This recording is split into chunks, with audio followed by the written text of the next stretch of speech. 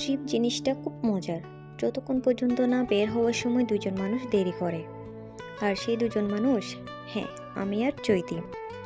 মনে হচ্ছিল আমরা নাকি রাঙামাটি যাচ্ছি না, কোনো রেড কার্পেট ইভেন্টে যেতে প্রস্তুতি নিচ্ছি।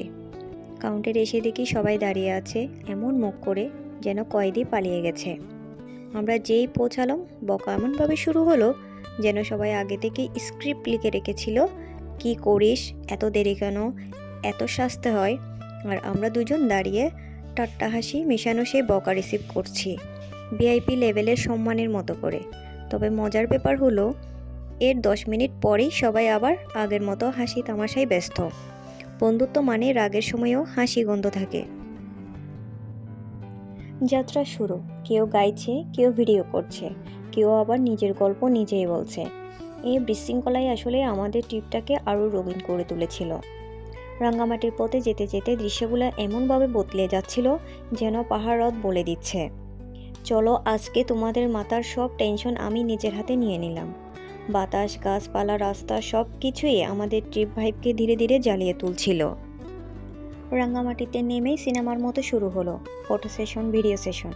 একটা গ্রুপে যতজন বন্ধু থাকে তত রকম পোজও থাকে।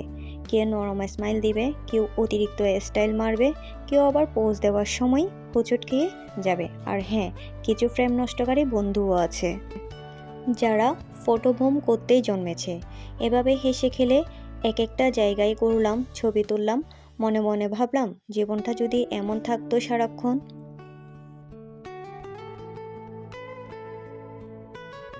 ঘুরে এসে আমরা গেলাম আমার বোনের বাসায় এবং এটাই ছিল আমাদের ট্রিপের official food festival moment. Table ভরা খাবার দেখে 1 মিনিট নীরবতা, তারপর শুরু হলো থালা চামচের যুদ্ধ। সবার প্লেট ভরা, কিন্তু চোখ আবার খাবারের দিকে। কেউ বলছে আমাকে ওইটা একটু বাড়াই দিস, কেউ আবার বলছে এটা তো দারুণ। আর আমি শুধু ভাবছিলাম এরা কি সত্যি সকাল থেকে কিচ্ছু খায়নি? বোনের হাতের রান্না আমাদের কিডনি পর্যন্ত খুশি করে দিয়েছে। হাসতে হাসতেই দুপুরটা কেটে গেল। খাওয়া দাওয়া শেষ করে আমরা বের হলাম বুট রাইডে। আর সেখানে প্রকৃতি তার আসল জাদু দেখালো।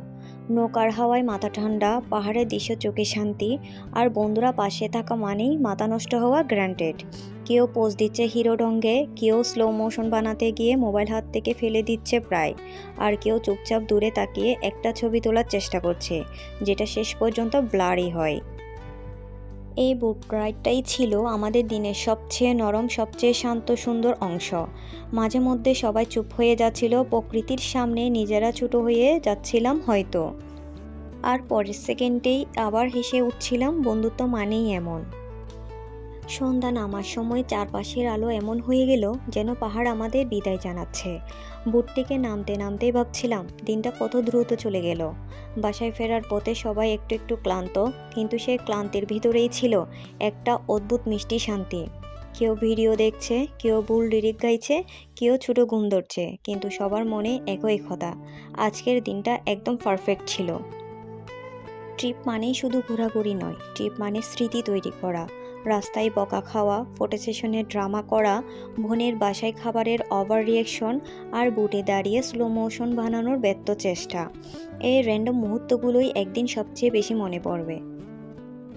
আজকের রাঙ্গামাটি আমাদের শুধু জায়গার সৌন্দর্য দেয়নি, আমাদের বন্ধুত্বকে আরেকটু সুন্দর করেছে। আর হ্যাঁ, এই ভিডিওর প্রতিটা ক্লিপ একদিন মনে করিয়ে দিবে আমরা কতটাই না পাগল আর কতটাই না খুশি ছিলাম এই একটা দিনে। এই ছিল আমাদের রাঙ্গামাটি ট্রিপের গল্প, যেখানে সব কিছু র্যান্ডম ছিল কিন্তু আনন্দটা একদম নিখুঁত।